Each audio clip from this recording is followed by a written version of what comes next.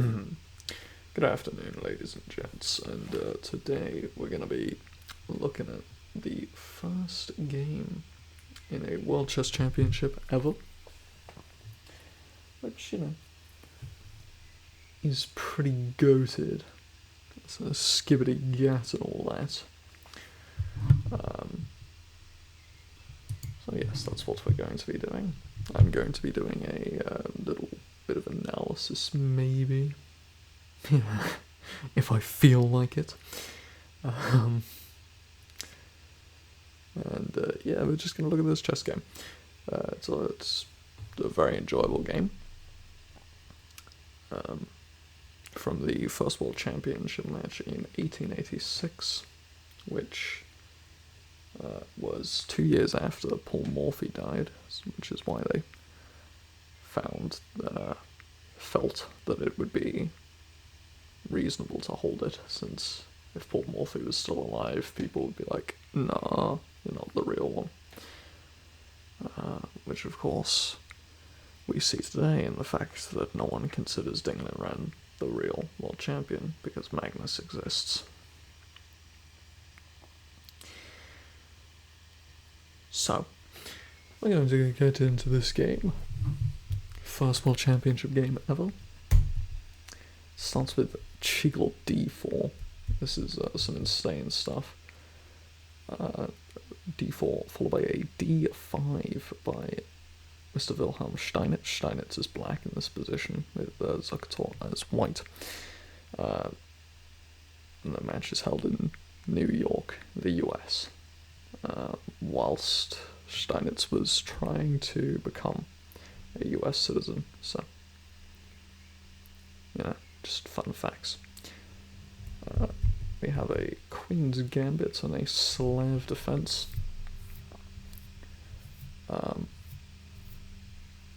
Nothing new. This position's been seen thousands of times, of course, first time in a World Championship match. This is it's a first for everything. This is the first game.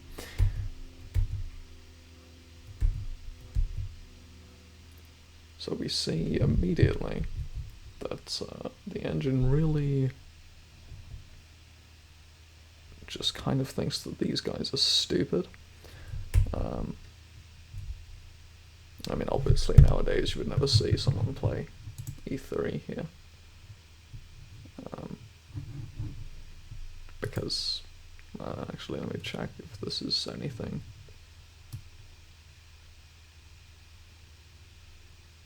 Yeah, apparently it's quite a played move, but you wouldn't really expect this at the top level anymore, because, it blocks this bishop. That's pretty obvious. So we have bishop f4 and knight c3. Now, of course, you can make fun of these guys, but this was 1886. There was very little opening theory. You just kind of winged it, and that's what they're doing here, is just winging it, just playing a bunch of strange moves. The engine hates c5. Sorry, I've skipped to the end. Black wins. Just, little spoiler.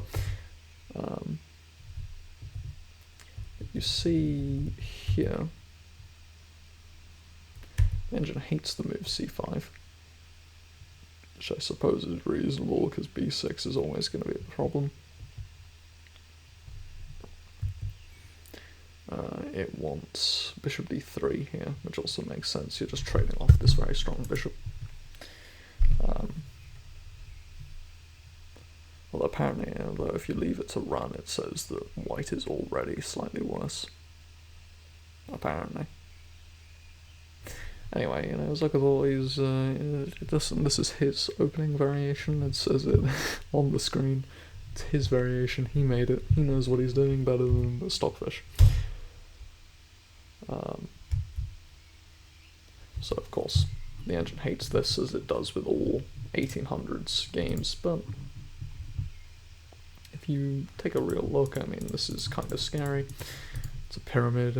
As a human being, you're not gonna, it's like a human being who's never watched a tutorial or a video of how to be a good chess player, which of course these guys didn't. 1886. As a human being, this just becomes something that is kind of difficult to deal with, to ever get rid of, which Steinitz attempts to do with e5, to challenge in the centre. And of course Zukertort, as the principled man he is, does not want to double the pawns. And Steinitz, as the principled man that he is, does not want to break the tension. However, both of these were, according to the engine, big mistakes. Not big, they're not like losing, but significant mistakes where the opponent, just a bad move, according to the engine. Both of these, just, kind of poor moves, according to the engine, but you can't have too high standards for these guys because they never watched Hikaru. So, that's fair and reasonable. We have here bishop e2, which is just, kind of the most obvious place to put your bishop, and then an e4. So position already looking quite good for Steinitz here, in that you got connect 4, so Eric Rosen would immediately be very happy with this position. You have, White's just not in a very nice position. He's got a big queen side, but there's nothing to attack over here, even if you break through. It's not like the king is castled queenside, and thus, even if you can get a pawn storm going, there's nothing really that's going to happen as a result of the pawn storm. Your opponent is just going to castle kingside, and you're not going to have a good time. So that, I believe, is why the engine likes this position so much, although it could be for a completely different reason. I am a human being, I am not an engine, but the most immediate obvious thing to me is that the centre's huge. Steinitz immediately gives away all of his advantage, according to the engine. Okay, it's not. It likes it after a little while. But h5 is a very logical move. You've already got a bunch of space. Your opponent's uncomfortable. You want to just attack, which is fair. With h3 and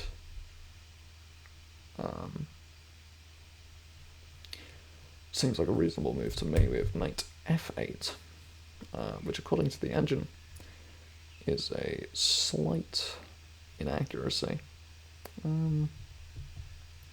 I wouldn't even think to play knight f8, or what the engine ends up recommending, which is knight g8. I don't think I'd even consider playing either of them,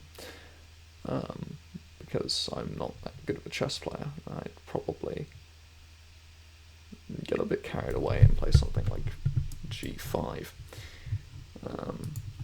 which at my level would probably work, or at least the game would be enjoyable. But at a world championship match, probably not going to want it. So he plays knight f8, and we have a4. Now the engine wants him to immediately go for b5 and break everything. If b5, and because I assume that if takes, you take with check. Well, the engine wants you to take with the knight. Because takes and then bishop back or whatever happens. Well, I was assuming that you would place the knight on d6, but apparently not. Oh yes, you did, according to the engine. You know what, I'm just reading the engine to you here. This is not exactly very informative content, but this is what you paid for. Thankfully you didn't pay, so yeah, in this position, engine says that white is significantly better, almost winning, although apparently it decided against that after a little while. And I wouldn't trust anything the engine says, it's far too weak.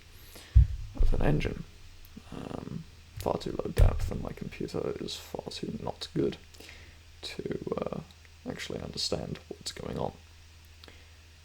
So here we have a4, b5. Zukertort is evidently a bit OCD and does not want to play b5 without playing a4. He doesn't want to have an isolated a pawn, which is fair, looks ugly, looks bad, and this is the era of artistic chess. Not autistic chess, but artistic chess,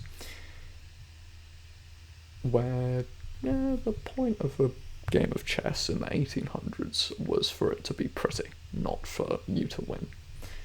And it would have been ugly if that was an isolated a-pawn, admittedly. Steinitz, on the other hand, does not care about how pretty a game looks, and decides to go for a little bit of knight h5, which looks incredibly ugly, but I mean, obviously it's just kind of monkey brain attacking the g2 pawn, and going for the g2 square in general. So he plays g3, we got knight g2 check, king f1, he sacrifices the knight to get a very nice position in that the king is completely open. Steinitz sacrifices the knight to completely open up the king here. Though apparently he does make a significant error in backing up with his bishop instead of just supporting the bishop with either queen b8 or queen c7. Engine wants queen b8, queen c7 seems much more human, queen b8 looks stupid, and in the 1800s would not have been played because, again, in the 1800s it was about being pretty, not being good. So as you can see here, he played bishop c7 anyway, which according to the engine is just completely blunders all of the advantage, and now you're going to lose probably. But Zukertort, the gentleman he is, decides that he wants to blunder the advantage back because he is just such a nice guy. He was a British man, and he wanted to be a patriot and a gentleman, and he didn't want to be too rude to his opponent and not blunder the advantage back to his opponent when Steinitz blundered the advantage to him. So he plays queen g1, we have rook h6, and now Zukertort is, he's played, over the last, 3 moves or so, he has moved his king so many times. He's gone, he ran his king from e1 to f1 to g2, back to f1, and that's generally just not a good thing. To be moving your king so many times. We have rook g6 here by Steinitz, which is highlighted as a great move, but it's not particularly difficult to see, so I don't really know why. It's the most obvious move. We have just Steinitz ran out of ideas, I guess, and decided to try and win the h-pawn. Reasonable. And then we have a very nice, actually, very bad, according to the engine, move, which kind of defeats the whole purpose of why he played a4 in the first place, because he was being OCD and trying not to make it all ugly with the isolated a-pawn, but now it's ugly, and he's losing, which is, the worst possible outcome. If you're going to lose, you should at least lose in a pretty way. So he takes... I guess he just got tired of looking at the king side. Decided, let's do something on the queen side so I don't have to look at this mess over here, and I can just look at my nice queen side over here, where the king isn't. And so he plays, we have takes, and then we have rook g1, which just gives up a pawn, and Zukertort runs away with the king. We have a follow-up of knight g4, attacking the queen. If the queen is moved, he wins this pawn. Of course, actually, the queen can't be moved there. He would lose the queen. Two ways, but I mean, like, if queen h4, you lose the pawn. You don't actually. Man, I am awful at chess, huh? Yes, you do. Yes, you do. You do lose the pawn. So my brain no work. So you lose the pawn because after knight takes, the bishop is defended by the queen. So you lose the pawn, and then you're just not having a good time. You're down material, and your position's awful. Your king's open. Everything's going badly for you. So he takes the knight in an attempt to, bail out of the position. And he does. I mean, this is pretty good counterplay, like, from Zukertort here. But it's not enough, because Steinitz knows how to play the game. And then he plays rook f3, which is a brilliant move, apparently. And I think it very much deserves that title. The point is pretty clear, I think, although apparently it's not. I figured, yeah, if knight takes, e takes, and it's a fork, and you get 2 pieces for the rook, plus you have a pawn right here that's about to promote. The king is in an awful position. You're going to bring the queen in. You're going to bring the bishop in. Everything's going to go awfully for your opponent. Your opponent's going to have to move the queen somewhere. Your opponent's going to have to play queen h1. You're going to take the knight. The queen's going to come in. Probably not to e4, because that would be a queen trade, and I don't know if you'd want to do that. Yeah, I mean, you'd still win, but it wouldn't be quite as convincing. I don't need to win these games. I just need to look at them and say how pretty they are. So we have knight f1, which is, according to the engine, the best move, so Zukertort kind of popping off here. We have rook b8, which gives up a significant amount of advantage, according to the engine, but again, who really cares? This position is still awful for white, and the engine doesn't matter when we're talking about a game from the 1800s. Zukertort runs with the king. We have f5, which apparently was a pretty bad move. It gives up a significant portion of the advantage here as well. But Zukertort doesn't find the reason why. It's because of knight h2, apparently. Which, I mean, it only gives up like 1 point of the advantage. You should still win, but not by quite as much. However, Zukertort clearly had pretty much given up by this point. And so he plays a5 because, I mean, he couldn't think of anything else to play, and he wanted to be a gentleman and play out the game so that Steinitz could get a very, very pretty game to add to his highlight reel. And so Steinitz, in fact, does get quite a nice game to add to his highlight reel by playing rook f2, forcing Zukertort to give up the queen, which no one wants to do. Zukertort takes. Steinitz does not even allow any counterplay in the form of h takes and rook h8 check, which, I mean, he just doesn't allow any of that. He doesn't want to calculate anything. He just wants to win the game. Well, apparently he's okay, but evidently he did, in fact, calculate before he played this move. I would be a bit worried in this position, because you're just losing the rook. Oh, no, never mind. I didn't see the long bishop. Happens often. To me, anyway. I've lost plenty of game in that way. So, the bishop is played here, which is evidently an attempt to trade off so that rook h1 rook h8 check actually does something and wins the rook, and maybe you have a chance. Steinitz, however, has played the game of chess before, and so he avoids it very nicely with e3. And you see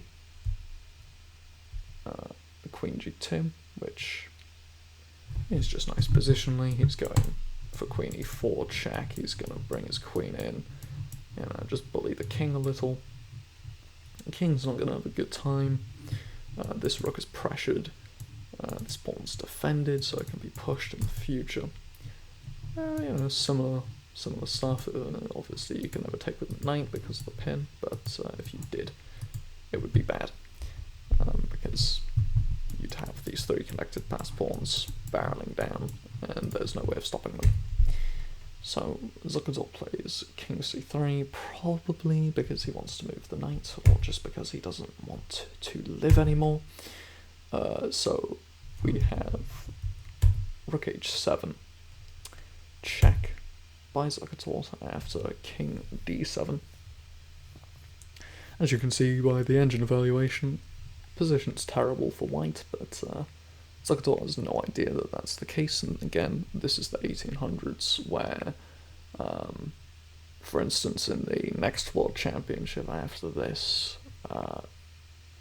Steinitz's next opponent, spoiler, Steinitz won this World Championship match, Steinitz's next opponent in a World Championship match, Mikhail Chigorin, blundered him 8-2 in one of their games. That is the level at which the World Championships were played at this point. So, obviously, Zukertort's kind of just hoping for a mate in 2 to be blundered, because he's actually a future seer and a prophet, and he understands that that's going to happen in the future, and thus maybe it could happen now. Unfortunately for Zukertort, it in fact didn't, and he just played a couple desperate moves. This is actually quite a cool move, because knight g3 check, and you lose the queen. Engine still thinks that black is completely winning, but at least you're down 2 pawns rather than down, a queen, a rook for a queen, and 2 pawns. You're only down 2 pawns, which, if your opponent blunders a mate in 2, you can probably come back from. But after bishop f4, Zukertort hits the resign button. He was a very forward-thinking man, so he hit the resign button as if it was an online game before electricity existed. Maybe electricity existed in 1886, actually. Electricity would have existed. But you know what I mean? Before there were any devices that played chess, he hit the resign button on chess.com. Because again, Johannes Zukertort is in fact a future seer and a prophet, and thus he, went for it. Now, of course, in this position, actually, if the queen doesn't exist, Zukertort would have a checkmate. If we ignore the queen, take the queen off the board, that's mate. So Zukertort evidently was just hallucinating a little and thought that wasn't in fact a queen. This was all part of his plan, but he didn't realise that Steinitz still had a queen on the board, which is fair. This is the 1800s. They don't really, see women as like real things. Women are just objects and just kind of, no one pays attention to them at this point, so the queen was not paid attention to, and Zukertort thought, maybe that this would in fact be checkmate, but again, he missed the fact there was a queen on the board, which is an understandable mistake to make. So yes, this is the first game of the World Chess Championship. the first ever World Chess Championship, the first game of a World Chess Championship ever. This was played in, I believe, New York City in the USA. For, I believe, the winnings, the pot was $800 I think, if I remember correctly. Could be completely wrong. But I believe it was somewhere around that margin. Which $800 of course, is very little for us today. But back in the 1800s would have been significant. It wouldn't have been a huge amount of money, certainly, but it would have been good. I mean, it would have been a significant amount of money for sure. But yes, with this win, Steinitz takes a 1-0 lead in the match, which was a first to 10 points, first to 10 wins match. I'll check for you right now.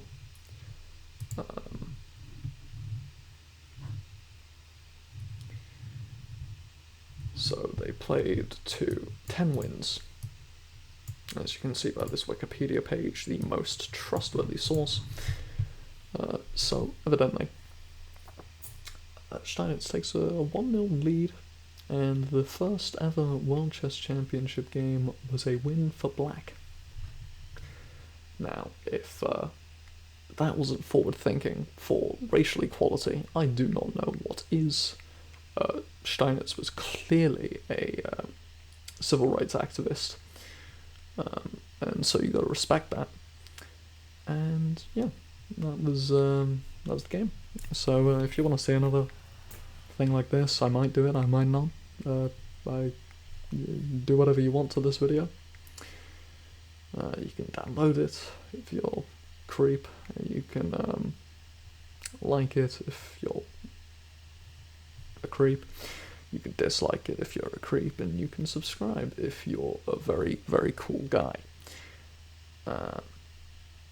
You can also turn off the internet and never watch anything again if you really hate me, which would be reasonable. Though I do think that you would be a bit cringe if you hated me, because I'm pretty skibbity-gat epic, as the kids would say. So yeah, have a good one.